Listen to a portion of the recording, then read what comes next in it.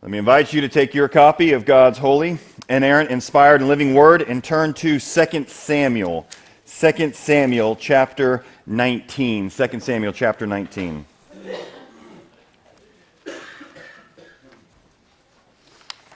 you do not have a Bible with you today, there should be some pew Bibles in front of you or beside you, and it should be around page 270 in the pew Bibles. 2 Samuel chapter 19. Title of the sermon today, The King Shows Mercy. The King Shows Mercy.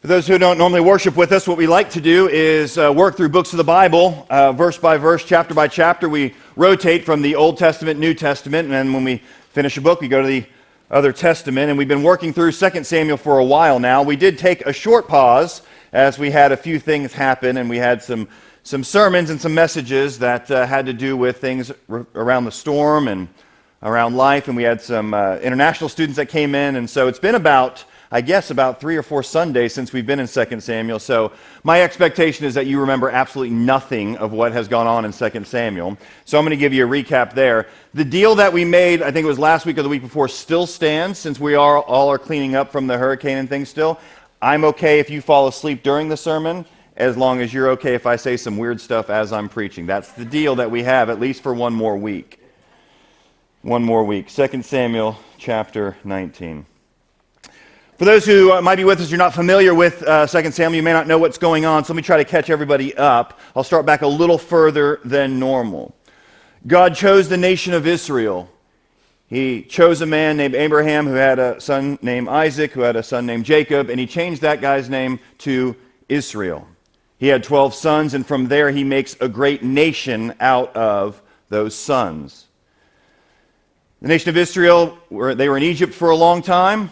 They were slaves there, and God delivered them out of Egypt by a prophet, a man named Moses. As they left, God said, I'm going to take you to this promised land that I had promised Abraham, and shows them the land. And they get to journey around the desert for a while because they don't get to go into the land right away because of their disobedience. But Moses leads them around. He leads them to a mountain. They make a covenant with God. It's called the Mosaic covenant. God says, I will be your God, you will be my people, but you need to obey these things. And they had trouble doing that, kind of like we have trouble obeying God many times. So they got to the borders of the promised land. Moses did not get to lead them into the promised land. Another guy named Joshua got to, and he led them in. And as they were in the promised land, they did a pretty good job at times obeying God, but still they would not obey him fully. The way the government was set up at that time is they had judges that would rule over God's people. But the nation of Israel didn't want that. They wanted to be like all the nations around them, so they said they wanted a king like the other nations. And so there was a transition back in the book of 1 Samuel where it transitions from the judges ruling to the king's ruling. And that first king was King Saul. And if you're not familiar with him, he wasn't a very good king. He wasn't a king that loved God. So in the book of 1 Samuel, you actually see that king come to power, and you see a transition happening to David, the next king, where he will begin to reign. And he is a man from God's own heart and a man after God's own heart. And so as you finish up 1 Samuel, you see that Saul dies, and it moves into 2 Samuel, where we really focus in more on David. This is God's anointed king. He's the king that's supposed to be ruling. And in 2 Samuel chapter 7 in particular, God makes a covenant with David. It's an important covenant. It's called the Davidic covenant. It's a promise. And he says, God says he's going to bless him, and from David's line, there's going to be one that will come, and he will sit on the throne forever, and he will rule and reign. And that's Jesus. After that Davidic covenant in chapter 7, things go pretty well for a while, until about chapter 11 in 2 Samuel. And that's where David has a great fall with sexual sin. He ends up taking another man's wife, murdering that guy, and then trying to cover it up. And so he is then rebuked by Nathan, And God says that there will be judgment upon him. He's going to allow him to live, but now the kingdom is going to really start to fall apart. His family is going to start to fall apart. And shortly after you start to see this take place, he has multiple children who die, David does. One is a child right away, the one that was conceived in that relationship. But shortly after, David had many wives, which he wasn't supposed to do that either. And one of his sons, from one wife, wanted his half-sister from David's other wife, and he took her. And the sad part was that David didn't do anything about it like he was supposed to. After David's sin with Bathsheba before, he really wasn't the same king anymore. He was burdened with guilt and shame, and he would not act as the king should act. Instead of fixing that situation, David's daughter, who was taken advantage of, her brother Absalom killed his half-brother who had done that to Tamar, the daughter. David didn't handle that rightly, but that was okay in one sense because Absalom fled, and he went away for 3 years to another place. David didn't handle that well either, and then one day, Absalom comes back. He comes back to the capital where David's at. David finally permits him to come, but he doesn't even reconcile with Absalom, his son. And he's now back in the city, but David doesn't pay any attention to him. Well, as Absalom's there, he has a plan. See, he's bitter, he's angry, and so he has a plan. He's going to take over the throne. That's his plan. And through various events, he actually does that. He deceives many, he gets people on his side, and next thing you know, in chapter 15, David flees the city because he thinks he's going to be overtaken by Absalom, his son. Now, this was all part of the judgment that God said was going to happen. The sword is not going to leave David's house because of his sin. So David flees. And as we see after he goes in chapter 15, as he leaves, we start to see that he runs into a bunch of people. Some people are adamantly against him, and they're thankful that he's leaving. Shimei would be one of those guys. He was the guy, if you'll remember, as David was leaving, he was cursing David and throwing rocks at him. And some of David's followers were like, we should kill this guy right now. And David was like, no, maybe he's right. The Lord will decide. There were others who came to him that were supportive. And as David left, he left some people behind to kind of work in a covert operation to try to find out what his son was going to do with the hopes that one day he would make it back into the city. Well, as David fled, Absalom decided that he was going to come after David. And thankfully, one of the men that David left behind gave wise advice, at least for David, and it allowed David to prepare for the battle that was coming from his son. So if you'll remember, his son came out after him with his armies, but David was a great warrior, and the Lord was still on his side. And as the war was taking place, the one thing that David said is, okay, you guys go out and fight, but please don't kill my son Absalom, which is a little strange, because that joker was evil. If you remember all the evil that he did, including taking David's wives and lying with them and on the rooftop to make sure that everyone knew that he was the king. But David said, no, don't kill my son, okay? Well, as the battle took place, God blessed David and the army, and Absalom's army was defeated. And if you remember, Absalom was going through this forest that ended up killing a bunch of people. This was a really rough forest. And as he goes through, he apparently gets hung either by that long, luscious hair that he has, which is just wrong. We don't need to get into that again. But he gets hung either by his hair or by his neck. And he's just sitting there, and the donkey's riding in on just keeps going. He's just hanging there. And they go and they tell Joab. Joab was the commander, one of the commanders of the army for David. And they say, he's hanging there. And they say, well, what did you do about it? They said, nothing. We left him there because the king said, don't hurt his son. Everyone heard that. And Joab said, Not today. He took spears and stabbed him. Others came up and hacked him to death. And so that was the end of the battle. And so they sent messengers to David. And they came running to David to tell him what had happened. And chapter 18 ended with David hearing about Absalom's death. And even though the war had happened, he wasn't even focused on whether or not they'd won. He just wanted to know what happened about his son. And the chapter ended with this. The king was deeply moved and went up to the chamber over the gate and wept. And he said, "Oh, my son Absalom, my son Absalom, would I have died instead of Absalom, my son, my son." That's where his focus was.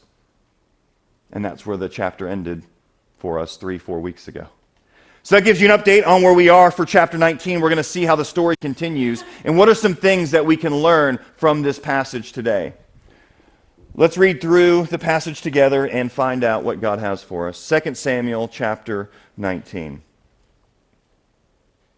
Now it was told to Joab, that's the general that had killed Absalom, "Behold, the king is weeping and mourning for Absalom." So the victory that day was turned into mourning for all the people. For the people heard that day, the king is grieving for his son. And the people stole into the city that day as people steal, and who are ashamed when they flee in battle. The king covered his face, and the king cried with a loud voice, "Oh, my son Absalom, Absalom, my son, my son." See, now what's happened is there's a great victory. God has given them victory over the enemies, those who tried to go against the anointed king, and they risked their lives for the king. And now the general has heard that after the battle, he's just sitting there crying about his son. He doesn't even care about everybody else. Let me just start with saying this today. This is the prime example of somebody being driven by emotion and not truth. See, David has so much guilt and shame from his own decisions in the past and how he knows that this is a result of his sin. And realize, friends, when we sin, it doesn't just affect us, it affects others. And David sees that. And because of that, he cannot see clearly what's going on around him. He's not sober-minded, if you will. And so all he is just driven by emotion and not thinking about what is true and what is right. So now we have Joab, that commander, which probably not a follower of God, but he's been loyal to Israel and loyal to David, even though he disobeyed and killed David's son. But it was the right thing to do in the sense of, if Absalom would be killed, then no more bloodshed had to happen. The war didn't have to continue on. The one who was trying to be king, he's done. Everyone will just surrender. The rest will surrender. And that's what happened. He was right about that. So now he comes and he hears how David's acting. Verse 5, look what it says. Then Joab came into the house of the king and said, "You have today covered with shame the faces of all your servants, who have this day saved your life and the lives of your sons and your daughters and the lives of your wives and your concubines, because you love those who hate you and hate those who love you. For you have made it clear today that commanders and servants are nothing to you. For today I know that if Absalom were alive and all of us dead today, then you would be pleased." What a sharp rebuke. But it's true. It's true. And so let me say this. Sometimes we don't have godly people in our lives to come and rebuke us. Sometimes it comes from people who are not godly, like Joab. But let me encourage you with this today as well, especially when you are focusing and you are running all on emotion, you're not thinking clearly. When somebody loves you enough, or at least loves the situation enough, to come and correct you, listen. Listen when they come and say, "Hey, you are not thinking rightly." Let me also encourage you, make sure you have some friends, church family, people who will come to you that love you and they're willing to say that to you. See, so many of us, we have a fear of man issue or a love of man issue that we're not willing to say those hard things to people when they need to hear it. We're more worried about what they're going to think about it instead of obeying what God says. So let me encourage you, find some folks that will do that with you, that they will speak that hard truth to you. And then likewise, let me encourage you, be that person who will speak truth. Don't be a jerk about it. but go and speak truth in love because you want good for them and you want good for the situation. Joab at least comes and says, what are you doing, man? We've all laid down our lives for you, and you're just sitting there weeping about your son who was evil. You'd be happier if all of us were dead and he was alive. He's been trying to kill you, and you don't even care. Joab speaks truth to him.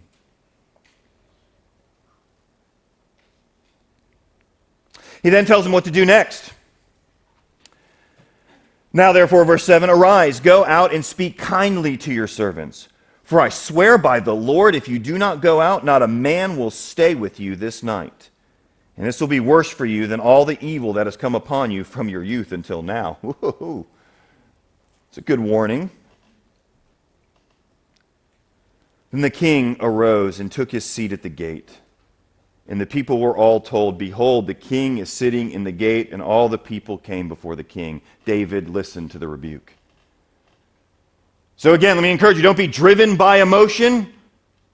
Have a sober mind about things that are going. Emotions themselves are not bad. They point to things that we care about. If you want to know the things that you care about, figure out quickly what makes you really, really upset.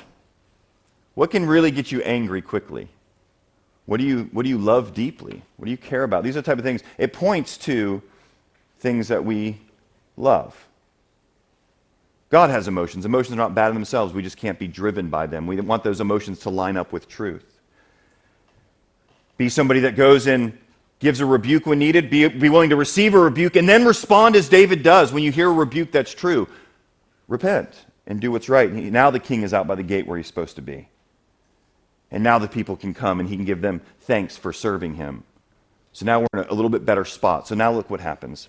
We're going to see now, he's going to head back to Jerusalem. Remember, he fled, which he shouldn't have done, but now he's going to head back. Now Israel had fled every man to his home, and all the people were arguing throughout all the tribes of Israel, saying, the king delivered us from the hand of our enemies and saved us from the hand of the Philistines. And now he has fled out of the land from Absalom. But Absalom, who we anointed over us, is dead in battle. Now, therefore, why do you say nothing about bringing the king back? Here's what they said. Remember, there was a division here. Some wanted to follow Absalom, some wanted to follow David. First, they're going, well, we had David, and he delivered us from all of our enemies, so that was a good thing. But then he fled when Absalom came, and we made him king. So we kind of were aligned here, but now Absalom's dead, and the king is David again, so I guess we should bring him back. Why are we not talking about bringing him back? Because we need to get him back to Jerusalem, because we do need a king. That's what everyone's talking about. They're on social media. They're tweeting it.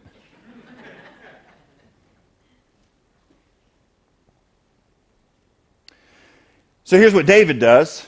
Now remember, this is all of Israel. All the 12 tribes are saying this. And King David sent this message to Zadok and Abiathar, the priests. Say to the elders of Judah, why should you be the last to bring the king back to his house when the word of all Israel has come to the king?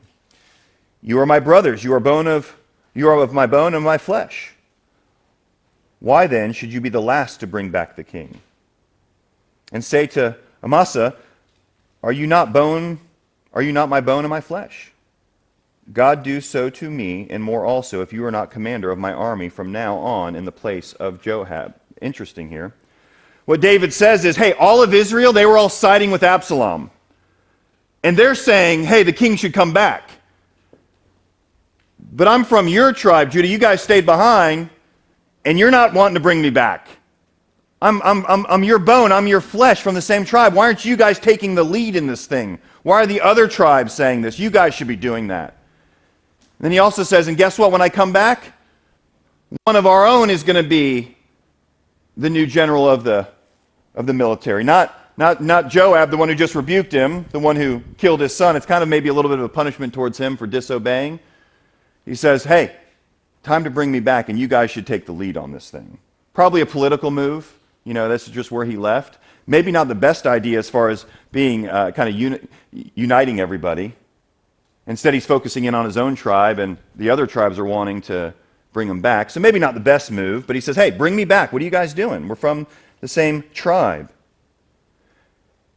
And look what happens. And he swayed, verse 14, the heart of all the men of Judah as one man, so that they sent word to the king, return both you and all your servants. So the king came back to the Jordan, and Judah came to Gilgal to meet the king and bring the king over the Jordan. So they do come out, and now they escort him in. Now the king is back in the city. Okay, he's back in the city. And now we're going to have visits from a few different folks. And I want you to see what goes on in these visits from a few folks that have been on his journey. When he left, he ran into some of these people. And there's going to be things that we can learn from each one of these people who come and they talk to David. Now that he's back as king, he's back sitting on the throne, he's back in Jerusalem. Let's read through and see what happens.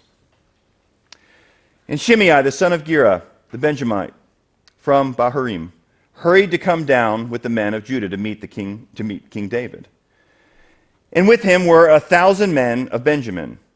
And Ziba, the servant of the house of Saul, with his 15 sons and 20 servants, rushed down to the Jordan before the king. And they crossed the ford to bring over the king's household and to do his pleasure. And Shimei, the son of Gera, fell down before the king as he was about to cross the Jordan, and said to the king, "Let not my lord hold me guilty, or remember how your servant did wrong on the day my lord the king left Jerusalem. Do not let the king take it to heart." Now let me remind you who this guy was. This was the guy, as David was leaving, who was cursing him and throwing rocks at him. Okay, that's that guy. So he's leaving town, you're like, "Yeah, get out of here, David, you loser." Spitting, throwing stuff at him, now David's gone, right? Well, guess what? David won, now he's coming back. You know where this guy is? Oh, shoot. David's come back, he's running right down. Don't hold it against me. I was just a little out of my mind there for a little bit. Notice when he comes, he has 1,000 men with him too. A little bit of a move there, right? Coming back, hey, forgive me. Look, I got friends too. They can help. We can all serve.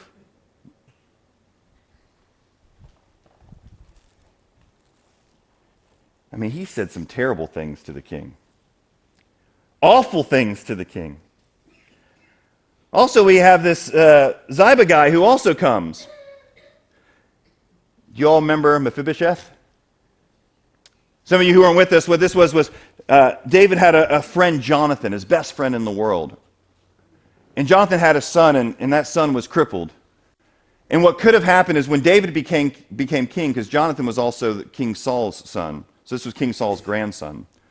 And so if you remember, what could have happened is David could have killed him as well. He could have killed everybody that was part of Saul's family, so there'd be no risk of somebody else becoming the king. But David didn't do that. He showed mercy, and he was the crippled one that David said, "Oh, you're crippled, and I could kill you, but basically you get to come eat at my table all the time." You remember that? Well, do you also remember that when David left town, when he was evacuating, this guy Ziba showed up, who was the servant of this lame one, Mephibosheth. And he said, "Hey, I came to give you all these gifts." This Ziba guy, he says, "I gave you all these gifts." And he's like, "Well, where's the one that I've taken care of?" "Oh, he's with Absalom. He doesn't really care about you." And we all were kind of like, "What?" We're shocked. And I told you all to wait. I told you all to wait till this chapter. So we have these two guys. We have the one who used to kind of cuss at the king, throw rocks at the king. He's now running down with 1,000 people. Please, please, please, please, please, please, please forgive me. And now this guy comes down to, "Hey, king, you're here. Great." Because Ziba knew, hey, he's going to stay back. If Absalom wins, he'll be fine. If David comes back, he'll be fine because he was a liar. And he played, it seems like he was a liar, right? So let's just give you some context. Those are the two guys who are here. Now, you think for a second, what if you're the king? How would you handle it? How would you handle it? People cuss at you, throw stones at you, curse you, and now you have all the power in the world over them. How would you handle it?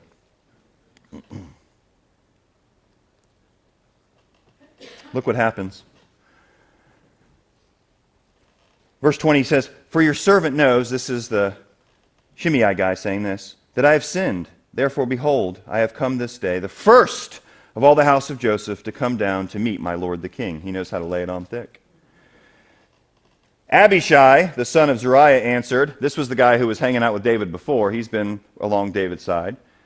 When this happened before on the way out of town, this is the guy that said, "Hey, let's cut this guy's head off for cursing you," right? Look what he says this time.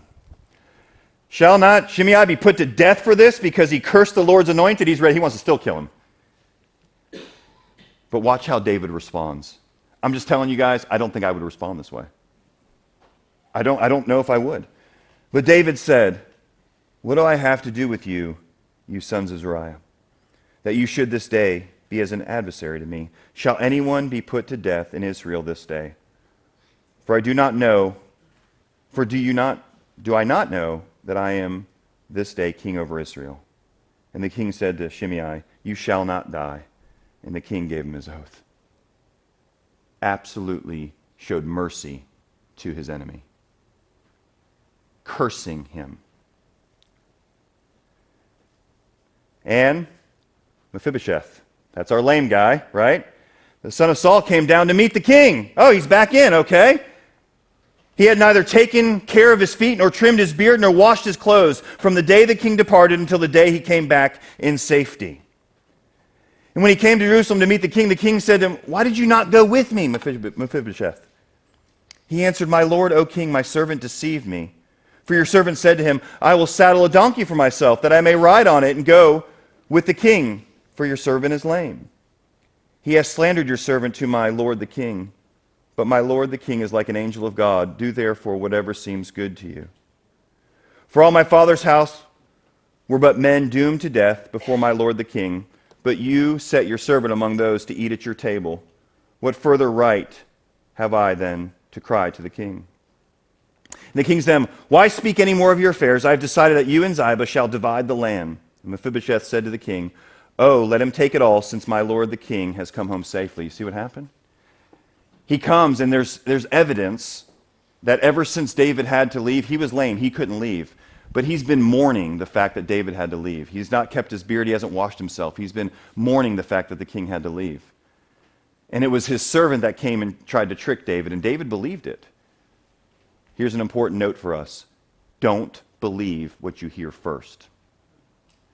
Everyone seems right until you hear the other side of the story. And friends, I can't tell you how much in this town, right now, with everything going on with the storm and everything else, how much of this stuff is going on. It's ridiculous. Oh, did you hear about this? Oh, this person's doing that. Oh, the city's going to do that and this. That's not what we do as Christians. We wait till we have the whole story before a judgment's made on what's true and what's not. Be so careful, friends. Do not be so quick to just believe whatever you hear. This is true in this season we're in, but it's true in all of life. David failed in that the first time. Now David has a problem.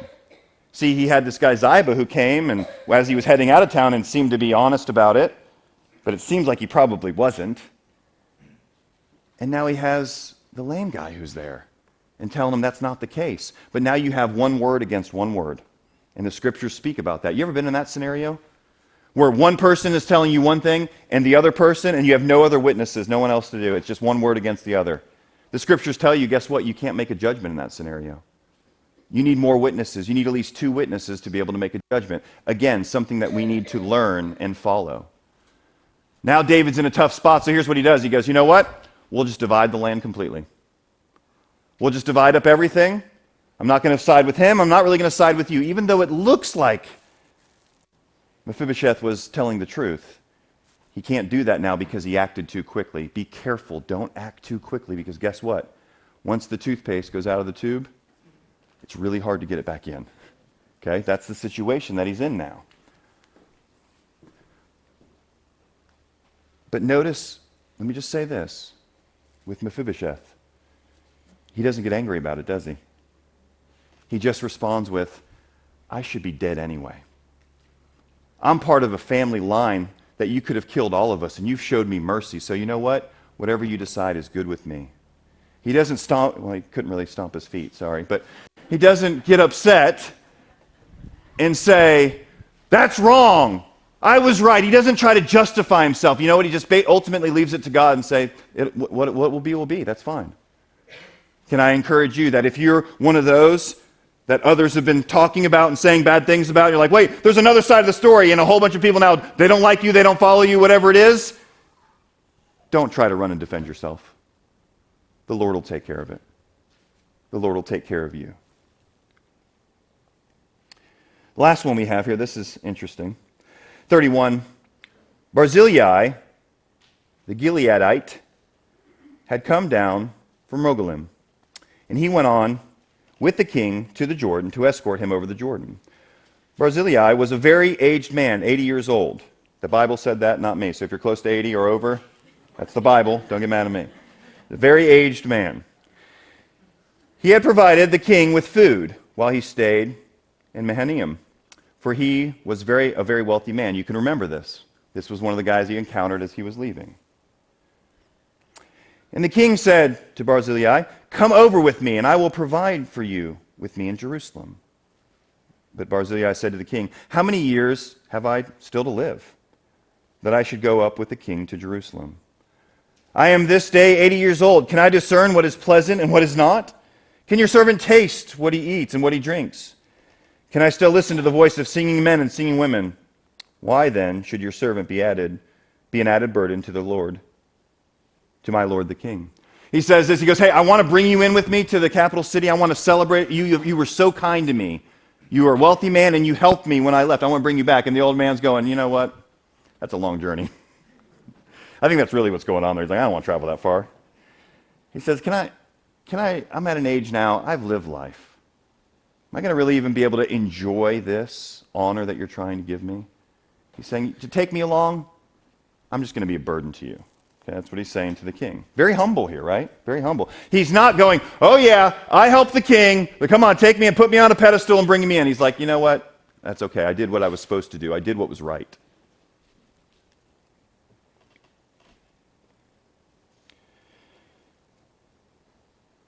But 37, "Please let your servant return, that I may die in my own city, near the grave of my father and my mother. But here is your servant, Chiham. Let him go over with my lord the king, and do for him whatever seems good to you." This could be, a servant could be a child of the man, we don't know. And the king answered, "Chiham shall go over with me, and I will do for him whatever seems good to you. And all that you desire of me I will do for you." Then all the people went over the Jordan, and the king went over. And the king kissed Barzillai and blessed him, and he returned to his own home. The king went on to Gilgal, and Chiham went on with him. All the people of Judah and also half the people of Israel brought the king on his way. That's where we're going to stop for today with the text. A few things, again, from those different guys who are coming in. The last one in particular, be faithful all the way to the end. This guy's 80 years old, and guess what? He is still following faithfully the Lord and blessing the king. It's not too late.